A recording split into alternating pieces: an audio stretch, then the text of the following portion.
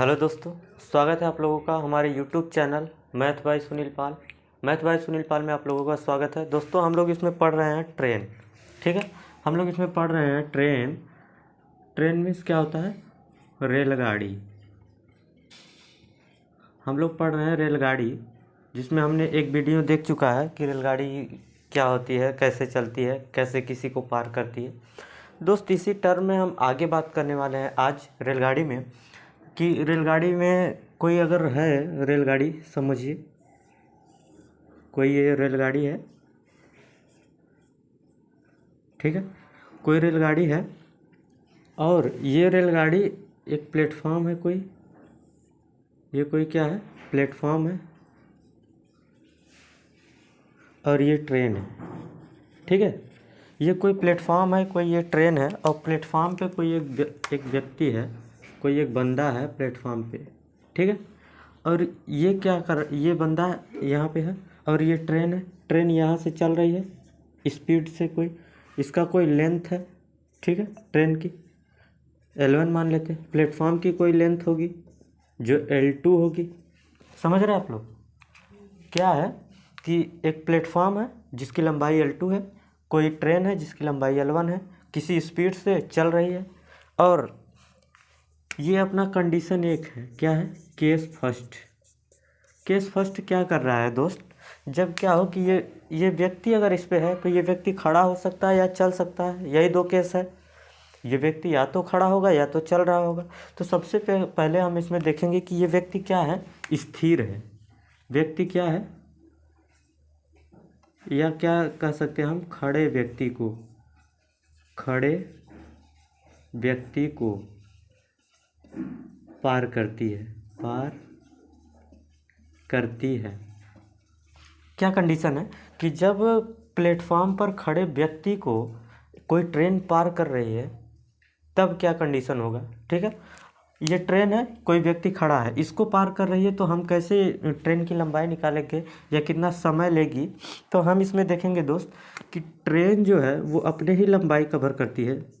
हमने आपको बताया था कि जब कोई व्यक्ति हो, कोई पेड़ हो, कोई खंबा हो, समझ रहे हैं, कोई पोल हो, उसको अगर पार कर रही है कोई ट्रेन तो वो खुद की लंबाई पार करती है। जबकि कोई अगर प्लेटफॉर्म है, कोई केव है, समझ रहे हैं, कोई प्लेटफॉर्म हो गया, कोई केव हो गया, कोई ब्रिज हो गया, इसको जब ट्रेन पार कर रही है तो अपने साथ साथ भी लंबाई को पार कर रही होगी, वो प्लेटफॉर्म के भी लंबाई को पार कर रही होगी। इतना बात आप लोग समझ पा रहे होंगे। हम ये कह रहे हैं दोस्त कि ये खड़ा व्यक्ति है, ठीक है, ये खड़ा व्यक्ति है और इसको पार कर रही है, तो व्यक्ति को पार कर रही है यानी अपनी लंबाई पार कर रही है। प्लेटफॉर्म से कोई मतलब नहीं है। प्लेटफॉर्म इसकी तो स्पीड भी नहीं होती है, तो 0 स्पीड होती है इसकी। प्लेटफॉर्म तो फिक्स है, ठीक है, इसकी लंबाई है, लेकिन लंबाई को पार नहीं करना है, इस प्लेटफॉर्म को पार नहीं करना है, इस व्यक्ति को पार करना है। और ट्रेन की स्पीड क्या है? S है, और कितने समय में? T समय में। तो ये हो जाती है क्या कि कोई भी ट्रेन जब प्लेटफॉर्म पे खड़े व्यक्ति को पार करती है तो वो क्या कर रही होगी? अपनी ही लंबाई पार कर रही होगी। ठीक है, इतनी बात आप लोगों को समझ में आ रहा होगा।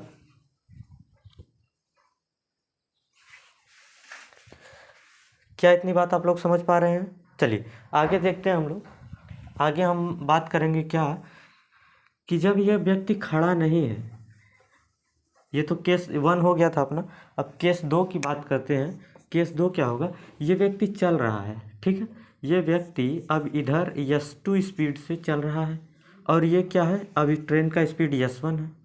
अब ये व्यक्ति इसकी तरफ आ रहा है, ट्रेन की तरफ, और ट्रेन जा रही है और व्यक्ति इसकी तरफ आ रहा है। तब क्या कंडीशन होगा? ठीक है, अब इसमें क्या कंडीशन होगा हम देखें अगर। तो दोस्त क्या है ना कि जब ये जा रहा है तो अभी भी ये व्यक्ति को ही पार करना है। ट्रेन कितने समय में व्यक्ति को पार करेगी? तो ट्रेन तो अपनी ही लंबाई पार करेगी। समझ पा रहे हैं क्या? ट्रेन अपनी ही लंबाई पार करेगी, लेकिन स्पीड क्या होगा? क्या अब भी S1 ही होगा? S1 × T होगा? क्या यही होगा? नहीं, ऐसा नहीं होगा दोस्त। क्यों? क्योंकि अब जो ये व्यक्ति है ये मूव कर रहा है, ये टहल रहा है, ये ट्रेन की तरफ आ रहा है, यानी कि इसकी स्पीड जुड़ जाएगी। अरे क्या समझ पा रहे हैं? इसकी चाल और इसकी चाल दोनों एक दूसरे के उल्टा है, विपरीत जा रहे हैं। जब भी विपरीत जाते हैं आप देखते हैं कि दोनों जुड़ जाती है स्पीड, यानी चाल चाल दोनों की जुड़ गई और गुना टाइम, तो ये निकल के आता है अपना दूसरा ट्रेन की लंबाई। ठीक है, ये दूसरा केस बना दोस्त, जब व्यक्ति क्या करता है, प्लेटफॉर्म पे टहल रहा होता है। क्या आप लोग समझ रहे हैं? ऐसे ही किया जाता है दोस्त। और एक केस बनता है जिसमें क्या होता है कि कोई भी, ये इतना आप लोग नोट कर लीजिए शायद। ठीक है, चलिए आगे हम क्या कहेंगे।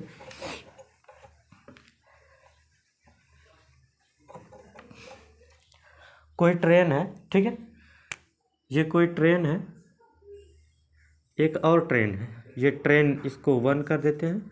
ये कोई ट्रेन है, ठीक है, ट्रेन 2 है, इसमें कोई व्यक्ति बैठा है। ठीक, इसमें कोई व्यक्ति बैठा है और ये कोई ट्रेन है जिसकी स्पीड कुछ है, और ये कोई ट्रेन है, इसकी ये लंबाई L2 हो गई। ठीक है, जब इसकी लंबाई L1 है तो इसकी लंबाई L2 हो गई, और इसकी स्पीड है, इसकी भी कुछ स्पीड होगी। और इसमें दो कंडीशन है दोस्त। एक कंडीशन क्या है, जब ट्रेन इसी की दिशा में आ रही होगी, एक दूसरे के विपरीत आ रही होगी। और एक कंडीशन क्या है कि जब क्या कर रही है, ट्रेन विपरीत चल रही है या तो एक ही दिशा में चल रही है। दोस्त इसमें हम देखेंगे केस फर्स्ट। केस फर्स्ट में हम लोग क्या देखेंगे दोस्त, कि जब ट्रेन क्या कर रही है, वो एक दूसरे के, अगर हम बात करें तो मान लीजिए इसमें एक दूसरे के विपरीत दिशा में चल रही है, तो यानी इधर चल रही है, तो ये क्या है, S2 से चल रही है, दोनों एक दूसरे के विपरीत। अब पूछ रहा है कि जो ये ट्रेन है, ये व्यक्ति को कितने समय में पार करेगी। ठीक है, क्वेश्चन कैसे बनता है कि जो ट्रेन 1 है, ट्रेन 2 में बैठे किसी व्यक्ति को कितने समय में पार करेगी। तो दोस्तों इसमें कैसे करना है, हम कह रहे हैं कि जब ये पार करेगी तो ट्रेन को नहीं पार कर रही है, वो इस व्यक्ति को पार कर रही है। और ये व्यक्ति अगर ट्रेन में है तो उसे कोई फर्क नहीं पड़ता, ये क्या है कि अपनी ही लेंथ पार करेगी, जिसमें अब ऐसा नहीं है कि जिसमें बैठा है उसी के लेंथ को, नहीं, जो सामने वाली रेलगाड़ी है, जो दूसरी रेलगाड़ी है, वो इस बंदे को पार कर रही है, यानी कि वो अपनी ही लंबाई पार करेगी। क्योंकि किसी भी व्यक्ति को, कोई भी हो, उसको पार करने में ट्रेन अपनी खुद की लंबाई पार करती है। और स्पीड की रह गई बात, तो दोनों एक दूसरे के विपरीत आ रही हैं, तो इनकी स्पीड आपस में जुड़ जाती है और गुणेटी हो जाता है। यही केस निकल कर आता है क्या, कि जब दो ट्रेनें एक दूसरे के विपरीत चल रही हैं और दूसरी ट्रेन में बैठे हुए व्यक्ति को पार करने में पहली ट्रेन कितना समय लगा रही है। क्या आप लोग समझ रहे हैं इस बात को? क्या आप इस बात को समझ पा रहे हैं, महसूस कर रहे हैं क्या मैं कहना चाह रहा हूँ? दोस्त क्या है ना कि ट्रेन एक तो वैसे ही है, ट्रेन 2 में आदमी है, और जब ट्रेन चल रही है जिस स्पीड से, आदमी भी उसी में बैठा है, तो उसका भी तो चाल वही होगा। तो बस यही कहना है कि दोनों को चाल विपरीत है तो आपस में जुड़ जाएगी, और लंबाई जिसमें नहीं बैठा है उसी की आएगी, और टाइम T होगा। ठीक है, ये केस बन गया एक। अगर हम केस बात करते हैं दूसरे की, दूसरा केस क्या बनता है, दूसरा केस दोस्त ये बनता है ना कि ये व्यक्ति, ये ट्रेन जो है ना, अब इसी दिशा में जा रही है। ये ट्रेन क्या कर रही है, अब जिस दिशा में ट्रेन 1 जा रही है, उसी दिशा में ट्रेन 2 भी जा रही है। दोस्तों जब देखेंगे कि दोनों ही ट्रेनें जा रही हैं, तो अब ये ट्रेन चूँकि इसको पार करेगी, तो इसका मतलब क्या है कि इसकी ट्रेन की स्पीड ज़्यादा होगी तभी तो पार करेगी। कोई व्यक्ति धीरे धीरे जा रहा है, अगर मैं तेज़ी से जाऊँगा तभी तो इसको पार करूँगा। अगर यही तेज़ है, मैं धीम धीम जा रहा हूँ, इसको कभी पार कर पाऊँगा? कभी नहीं। तो दोस्त क्या है ना कि इसमें क्या होता है कि जब व्यक्ति को पार करने होता है, ट्रेन में बैठे व्यक्ति को, यहाँ पे लिख लीजिएगा आप, ट्रेन में बैठे व्यक्ति को पार करने में या करती है, जब ट्रेन इसको पार करती है तो कितना समय लेती है, तो हम देखेंगे कि वो जब भी पार करेगी खुद की लेंथ आएगी, क्योंकि व्यक्ति को पार कर रही है तो लंबाई तो L1 आएगी, लेकिन स्पीड क्या होगा, दोनों एक ही दिशा में है, तो यानी आपस में चालें घट जाएंगी।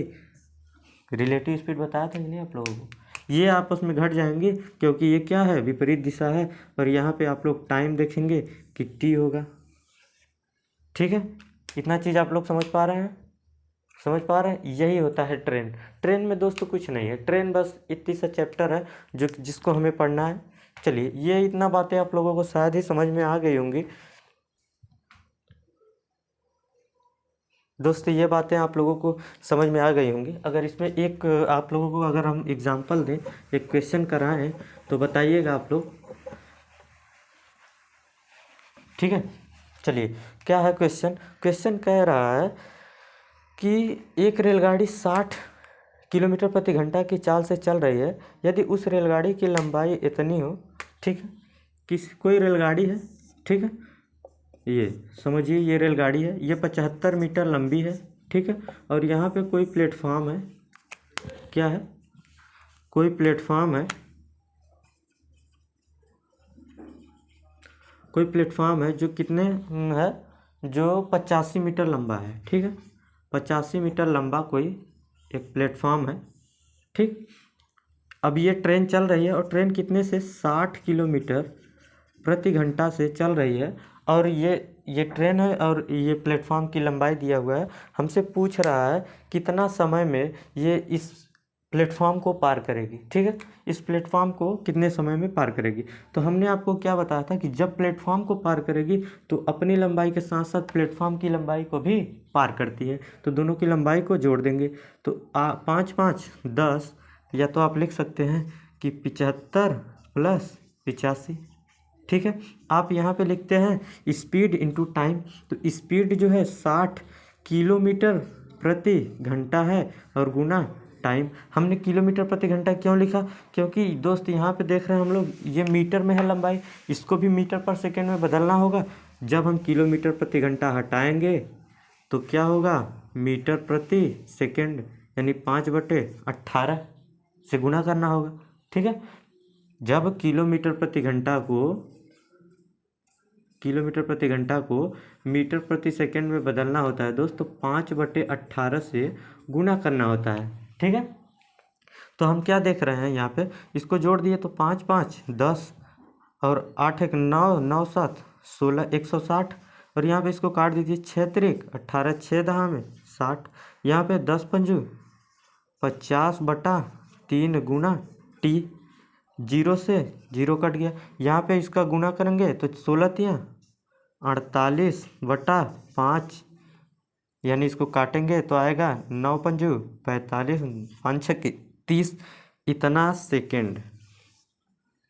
सेकंड में ये क्या करेगी, इतना सेकंड में ये